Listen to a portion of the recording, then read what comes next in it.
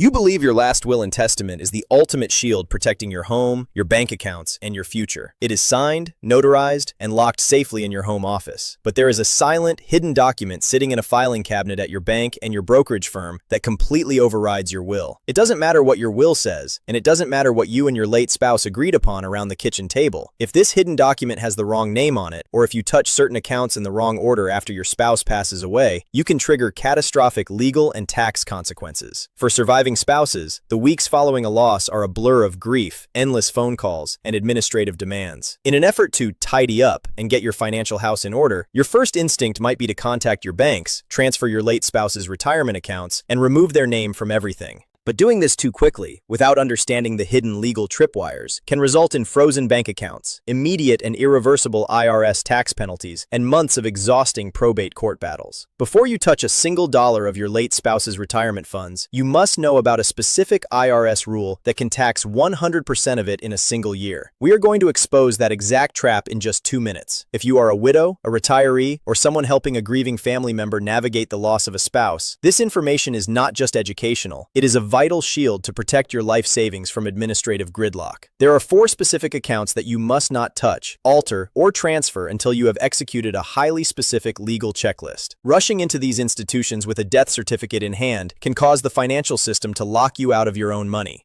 Let's look at exactly how this happens, starting with a story that plays out in local bank branches across America every single day. Consider the story of Clara, a 71-year-old widow from Ohio. Clara and her husband Arthur were married for 48 years. Arthur handled most of the long-term financial planning, but they shared a joint checking account, and Clara was confident she knew where everything was. When Arthur passed away unexpectedly, Clara was devastated. Once the funeral services concluded, Clara felt an urgent need to simplify her life. She wanted to make sure she was doing everything legally and correctly. She gathered Arthur's death certificate, his will, and their joint bank statements, and walked into her local bank branch. She sat down with a personal banker and said, "My husband has passed away. I need to remove his name from our joint checking account, and I need to move his traditional IRA into my name so everything is clean and tidy." Clara thought she was being responsible. Instead, she walked straight into a financial minefield. The moment the bank employee flagged Arthur's social security number as deceased, the bank's computer system automatically triggered a freeze on the joint checking account. Because of state-specific banking regulations and a lack of explicit right of survivorship language in their original account agreement, the bank was legally required to lock the account until a probate attorney or court representative could verify the estate's status. Clara walked out of the bank unable to access her own household money. She couldn't pay her mortgage, she couldn't pay her utility bills, and her debit card was declined at the grocery store. But the nightmare didn't stop there. Because the bank employee processed the transfer of Arthur's traditional IRA in a hurry, it was coded as an immediate, lump sum distribution to a beneficiary, rather than a properly executed spousal rollover. The IRS viewed this as a massive cash payout. Within months, Clara received an irreversible tax bill for $42,000 in federal income taxes and penalties. Clara did nothing wrong in her intentions. She was simply trying to manage her affairs during the darkest period of her life. But the financial system does not operate on sympathy. It operates on cold, hard, automated rules.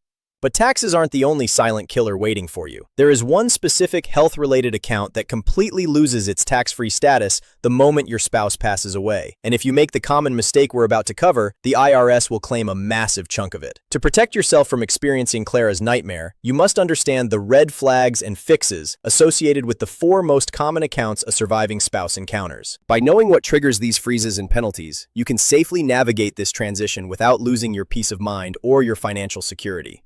Account 1. The joint checking account trap.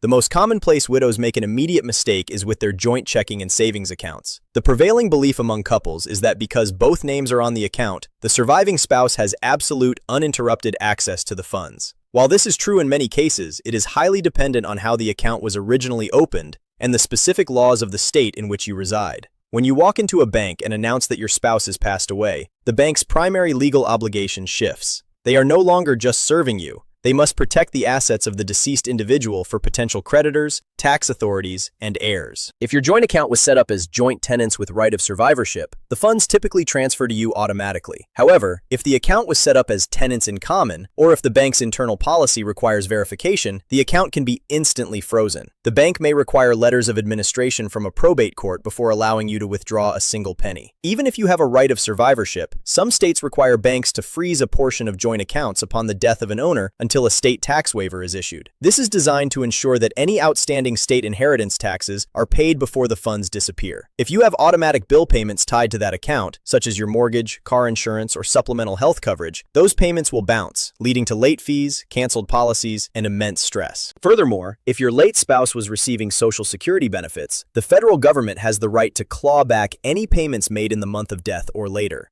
If the bank detects a pending Social Security clawback, they may freeze the entire balance of the account to ensure the government gets its money back first. The red flag, notifying the bank of your spouse's death immediately without verifying the account ownership structure or securing an alternative source of cash.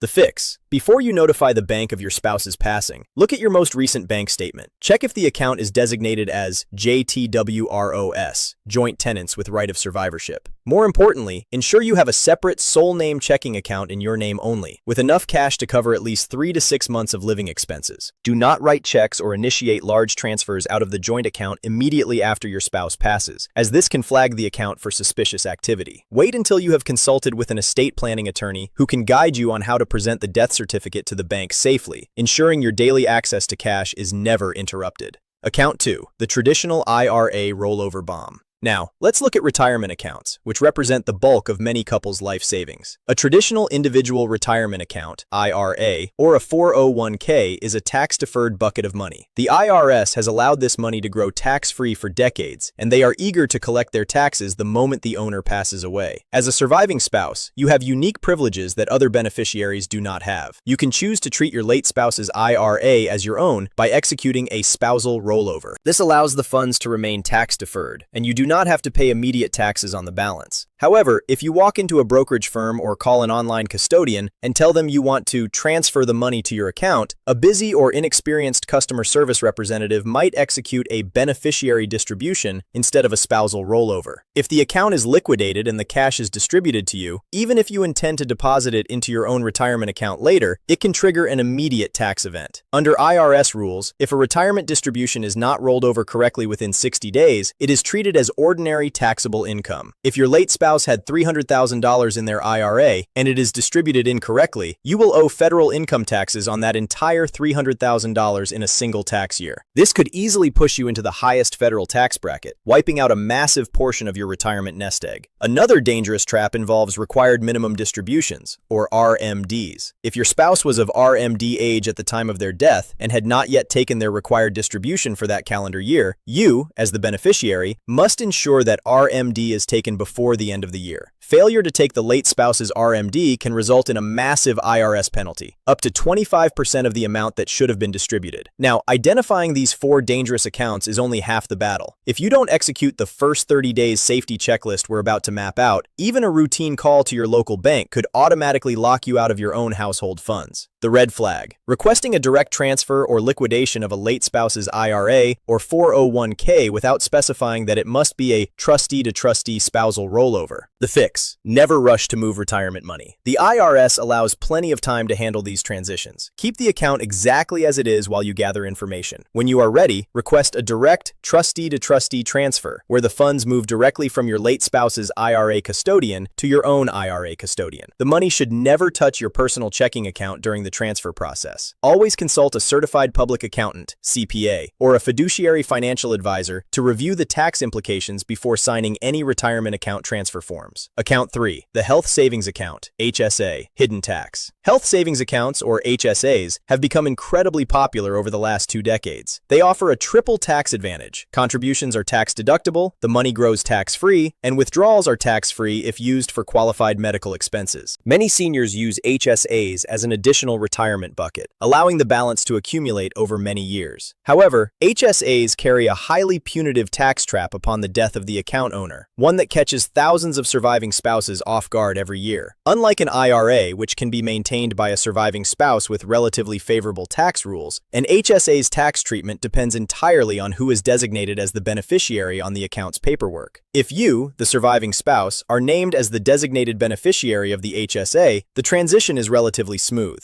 The HSA is treated as your own HSA, and it retains its tax-free status for medical expenses. But here is the trap. If your spouse failed to name you as the beneficiary on the HSA paperwork, or if they named their estate or their children as the beneficiary, the account instantly loses its HSA status on the exact day your spouse dies. The entire fair market value of the HSA becomes fully taxable to the recipient in the year of death. If your spouse had $50,000 in an HSA to cover future healthcare costs, and you were not explicitly named as the beneficiary on the custodian's form, that $50,000 is instantly treated as ordinary taxable income. You will receive a Form 1099-SA, and you will owe thousands of dollars in taxes on money you thought was set aside for your health needs. Even if you are the designated beneficiary, if you begin using the HSA debit card to pay for your own medical expenses before the custodian has formally updated the account into your name, those transactions can be flagged as unauthorized or unqualified, triggering a 20% IRS penalty plus ordinary income taxes.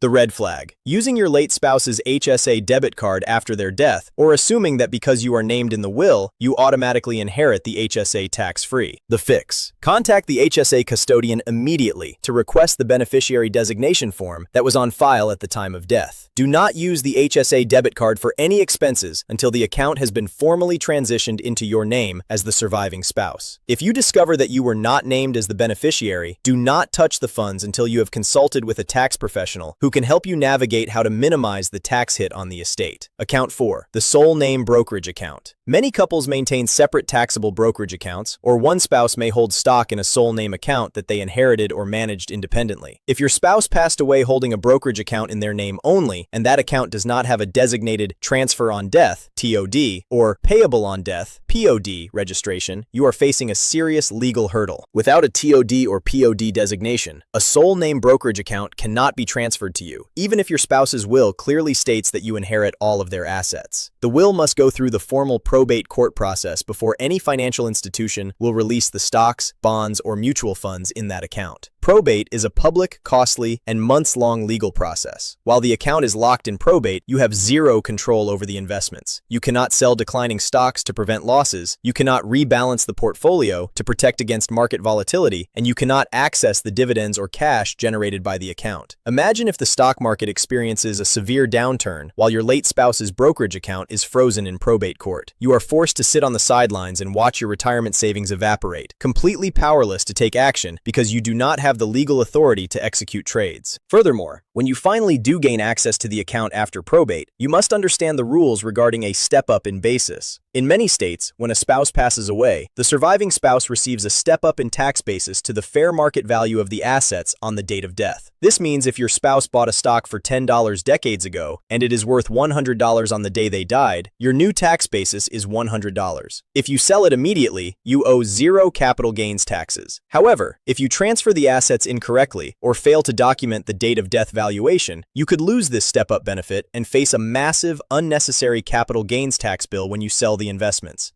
The red flag. Attempting to log into your late spouse's online brokerage portal using their password to make trades or transfer funds after their death. Doing this is a violation of federal law and the institution's terms of service, and it can cause the firm to instantly freeze the account for fraud. The fix. Never log into a deceased person's online accounts. Instead, contact the compliance or estate department of the brokerage firm. Ask them if there was a transfer on death designation on the account. If there was, you can bypass probate entirely by submitting a certified copy of the death certificate and a transfer application. If there was no TOD, consult an estate attorney immediately to open probate and request the court to appoint you as the executor or administrator, which will grant you the legal authority to manage the investments during the transition. Now that we have exposed the hidden traps waiting inside these 4 common accounts, let's establish a clear, actionable plan to protect yourself. When you are grieving, your brain is under immense stress, making it difficult to process complex financial decisions. The most powerful tool you have during this time is patience. The 30-day do-nothing rule. Unless you are facing an immediate foreclosure or have zero access to food and shelter, you should adopt a strict 30-day do-nothing rule regarding your late spouse's financial accounts. Do not run to the bank. Do not call the brokerage firm. Do not sign papers presented to you by well well-meaning relatives or financial salespeople. The financial system is built on paperwork, and once a form is signed and processed, it is often legally impossible to reverse. Taking a deep breath and pausing for 30 days allows your emotional state to stabilize and gives you the time needed to gather facts without making hasty, irreversible mistakes. Here is your step-by-step checklist to safely navigate the first 30 days. Step 1. Order multiple certified copies of the death certificate. You will need original, certified copies of the death certificate for almost every financial institution you interact with. Photocopies are rarely accepted. Request at least 10 to 15 copies from the funeral director or the county clerk's office. It is far better to have too many than to have to reorder them later, which can cause lengthy administrative delays. Step 2. Locate the master documents. Before touching any accounts, gather the following physical documents: the original last will and testament, any trust documents that were established, the most recent quarterly statements for all bank, brokerage, IRA, 401k, HSA, and life insurance accounts, the deed to your home and any outstanding mortgage statements, your late spouse's social security card and military discharge papers, DD-214, if applicable, as these can qualify you for survivor benefits. Step 3. Conduct a beneficiary audit. For every account you locate, you must determine how it was registered. Is it joint? Is it sole name? Does it have a designated beneficiary? Remember, beneficiary designations on life insurance, IRAs, and bank accounts override whatever is written in a will. If your husband's will says, "I leave everything to my wife," but his old 401k from a job he had 30 years ago still lists his ex-wife or a deceased sibling as the beneficiary, that money will legally go to the person listed on the beneficiary form. Identify these potential conflicts before you make contact with the institutions. Step 4. Establish an emergency fund in your name only. If you do not already have a checking and savings account in your name only, open one at a completely different financial institution than the one where your joint accounts are held. Transfer a portion of your personal funds, not your late spouse's sole name funds, into this account to ensure you have an uninterrupted lifeline for daily living expenses, groceries, utilities, and mortgage payments. This prevents you from being left empty-handed if a joint account is temporarily frozen. Step 5. Consult a professional team. Do not try to navigate this complex legal and tax landscape alone. Build a small team of trusted, licensed professionals who have a fiduciary duty to act in your best interest. An estate planning or elder law attorney. They will help you interpret your state's probate laws, assist with transitioning titles to real estate, and guide you through the process of settling the estate safely. A certified public accountant, CPA. They will analyze the tax implications of inherited retirement accounts, calculate your step-up in basis, and assist you in filing your late spouse's final joint tax return.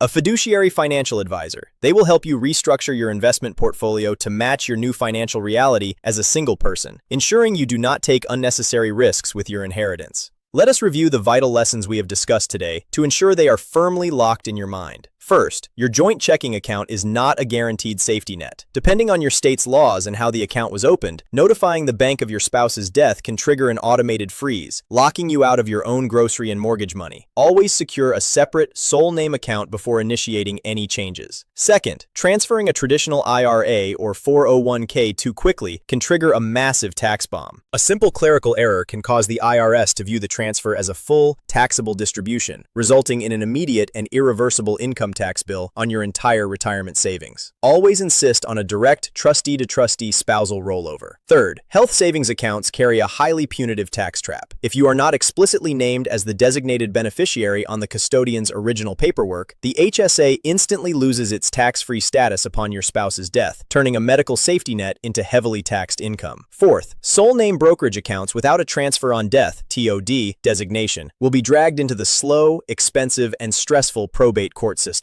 Attempting to log into these accounts using your spouse's password is illegal and can result in the account being frozen for suspected fraud. By practicing the 30-day do-nothing rule, gathering your certified death certificates, conducting a thorough beneficiary audit, and consulting with licensed professionals, you can protect your assets, avoid IRS penalties, and secure your financial peace of mind during a time when you need it most. The weeks and months following the loss of a spouse are among the most emotionally challenging times you will ever face. The financial system is filled with bureaucratic traps that do not care about your grief. But by staying informed, moving slowly, and asking the right questions, you can shield your retirement and protect the legacy you and your spouse spent a lifetime building. Please remember that the information shared in this video is for educational and illustrative purposes only. Laws vary drastically by state, and tax codes change frequently. Always consult with a licensed estate planning attorney, a CPA, or a qualified financial professional in your area before making any major financial decisions or signing legal documents. If you found this video helpful, please hit the like button and share it with other seniors, widows, or family members who may be navigating the difficult process of losing a loved one. Your share could save someone from making an incredibly costly mistake. To continue learning how to protect your home, your retirement, and your legal rights as a senior homeowner and retiree, subscribe to our channel and click the notification bell. We are dedicated to providing you with the clear, honest, and protective information you need to secure your financial future. Thank you for watching, stay safe, and take things one step at a time.